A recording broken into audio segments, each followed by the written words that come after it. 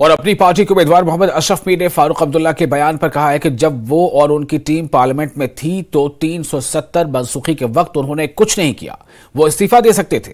मीर ने कहा कि वो असल मसाइल से हट रहे हैं। उन्होंने कहा कि महबूबा मुफ्ती भी ऐसा ही कर रही हैं।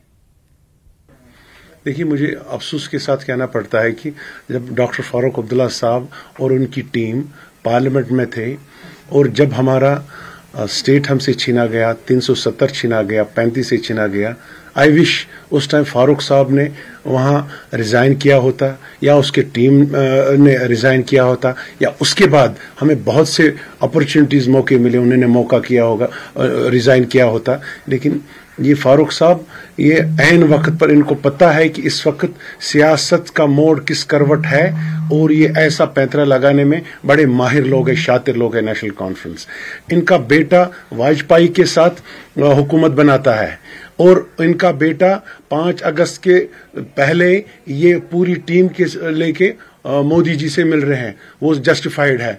आज ये पैंतरा फैल रहे हैं कश्मीर के लोगों में, इनका दिमाग वर्गलाने की कोशिश की जा रही है।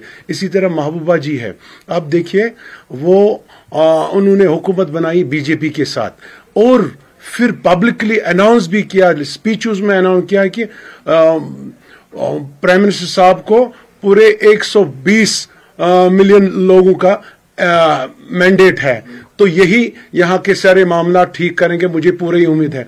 या जम्मू कश्मीर के लोगों की कोई बात की, या जेलों में जो हमारे लोग हैं उनकी बात की, या हमारे जम्मू कश्मीर के पैकेजेस की कोई बात की, या जम्मू कश्मीर के स्टेट की कोई बात की, I have not heard anything anywhere. ये अफसोस का मुकाम है। ऐसे पैंतरे इनको हमेशा आते हैं और इन चीजों में ये माहिर है, लेकिन आज लोगों ने माइंड बना दिया है, इंशाल्लाह वो चेंज के साथ है और जम्मू कश्मीर अपनी पार्टी को जीता।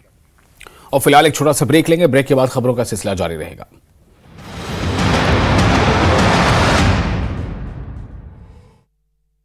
मेरे 1 वॉट रफ्तार